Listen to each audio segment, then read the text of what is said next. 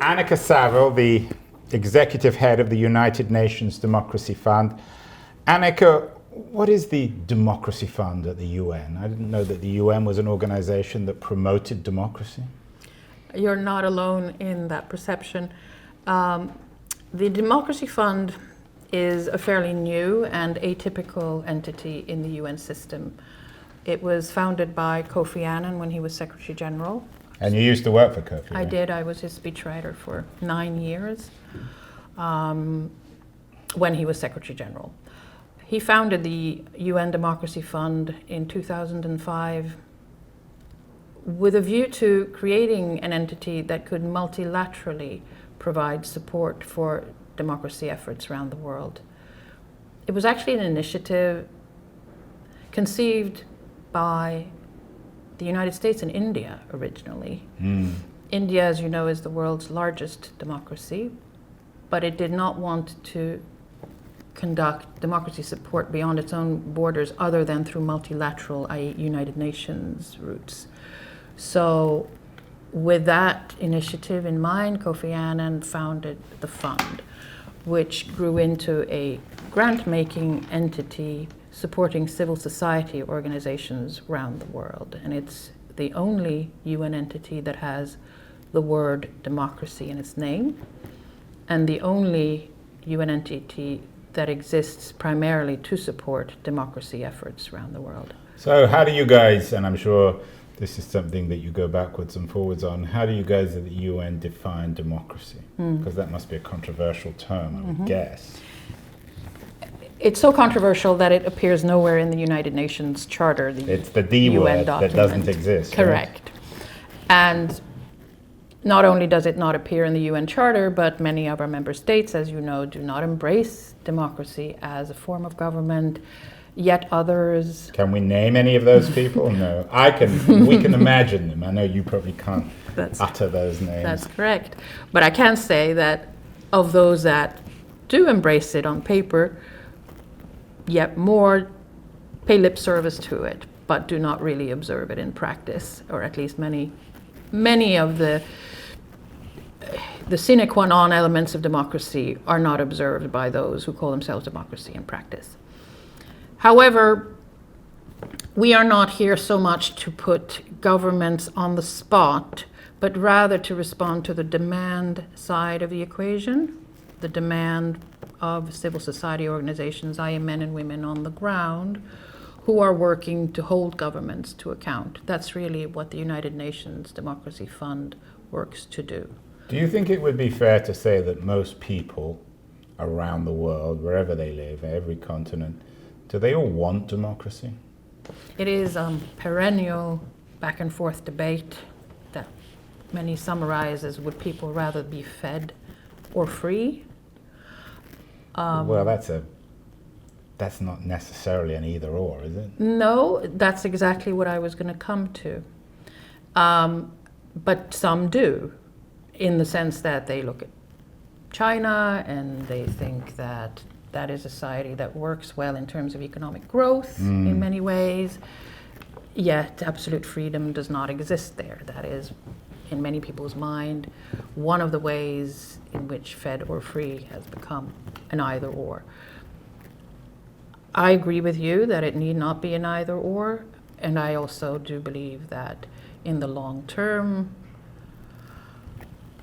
real economic and social development can only really take hold if people have a genuine chance to have a say and a share in the fruits of progress. I know you've recently written a piece suggesting that, I don't know, maybe I'm putting this in the wrong language, but that there's too much democracy in the world, or at least the nature of democracy is not helping people. Is that fair?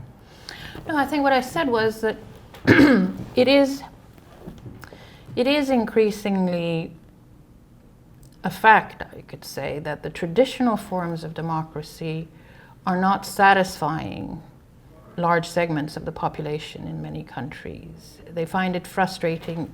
They find that going to vote every 4 years is not giving them the kind of say that they think they should have. even in a very, even in a country that so strongly identifies a democracy as France, a role model for many other democracies, you're seeing now huge swathes of the population giving voice to their frustration, which I think is why, perhaps at a late stage, the government has started a grand debate to bring those people into the conversation. Perhaps a recognition then that traditional forms of democracy did not give them a say. So Annika, that's interesting that you bring up the yellow vests in France, but isn't that an example of the way in which democracy works? Mm-hmm. People are unhappy in France for economic reasons, cultural, social reasons. They demonstrate. That's part of the sort of legal infrastructure and cultural infrastructure of democracy. Doesn't that prove that democracy is working? It is certainly a sign of health that the public can do these things and does feel the confidence to do these things. What I meant to say was that the government clearly does recognize the need to introduce ways to hear their concerns on particularly polarizing issues that didn't clearly exist before, since the grand debate started now in the beginning of 2019. Therefore, they're going beyond the traditional forms of democracy to start that. I would say, if it's not too soon to venture this, that we need to look more and more in any society for models like that before it turns to violent protest in the streets. For example, I think we need to look more and more at something called citizens' assemblies that consider particularly vexing and vexed questions like the ones in France, like Brexit,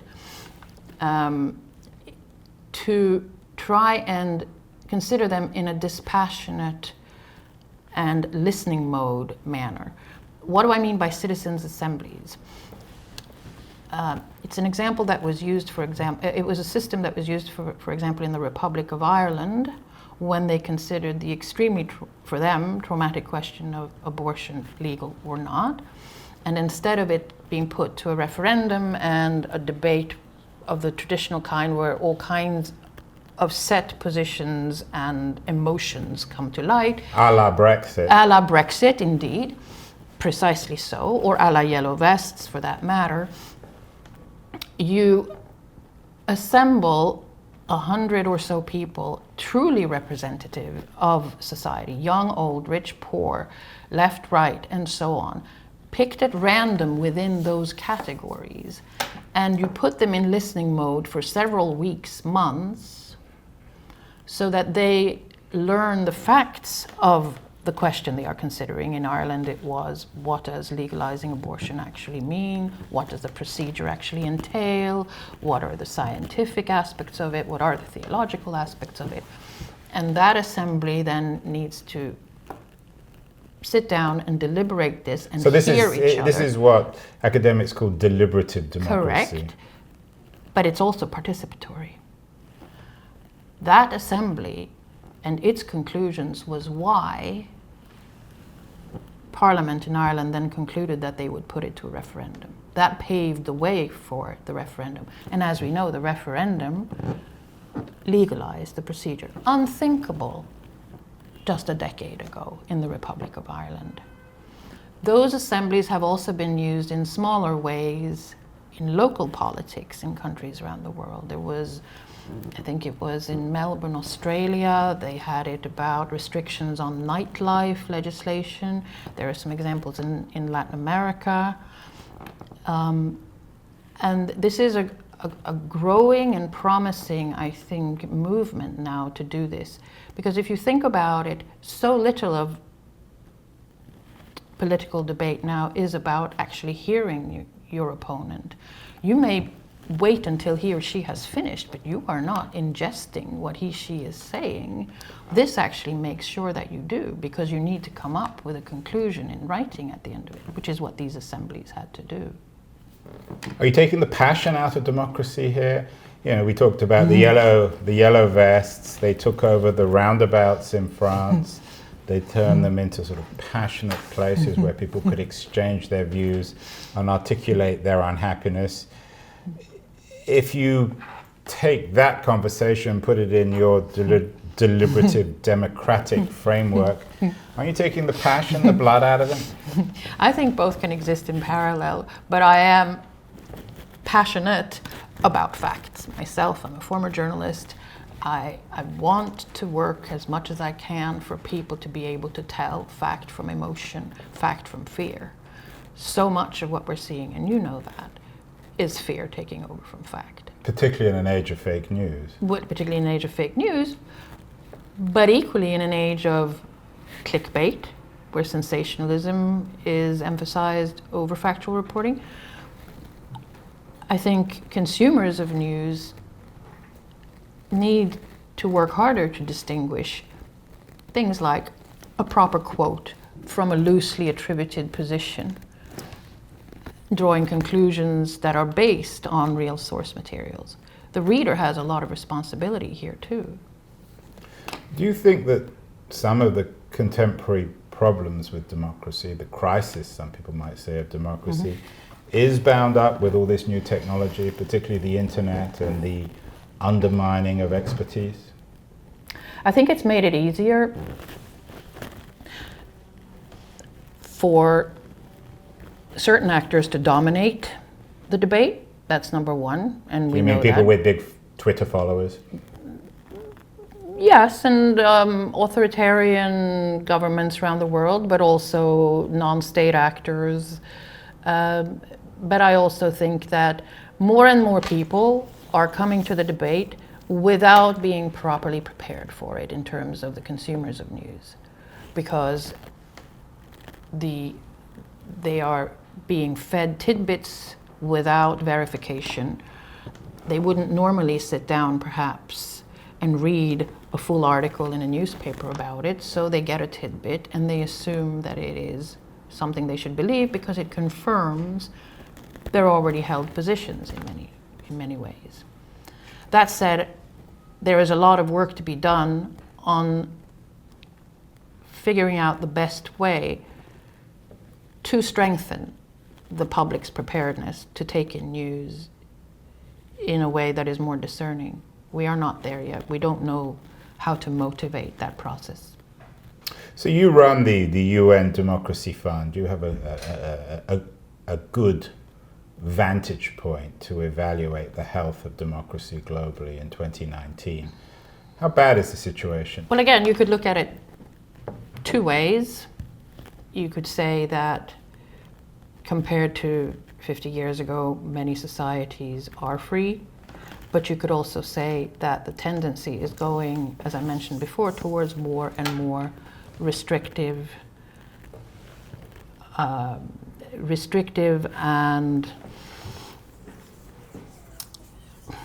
how can I put this, where the pendulum is swinging from globalization back towards nationalism and nativism to a large extent.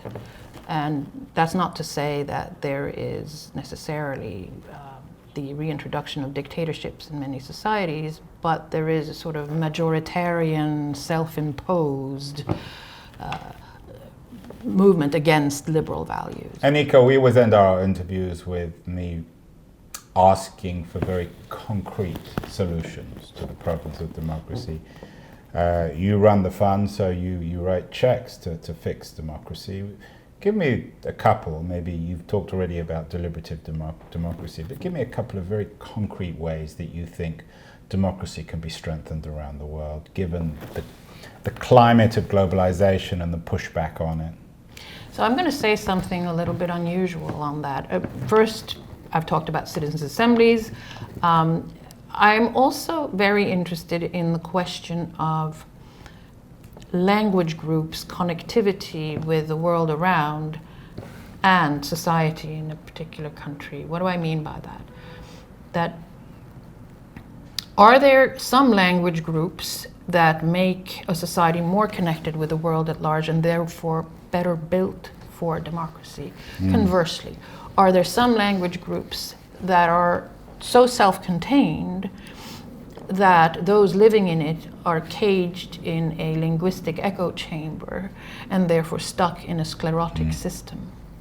This is a controversial thing to ask for many reasons, particularly in the UN, but I am very interested in exploring that question, because when you're connected to the world at large, you know that there is no one way of doing things. You know that society can be run in a number of different ways, and you can break out of the way it's being run today. But if you're constantly hearing a reinforcement of the way things are done, then you will never question it.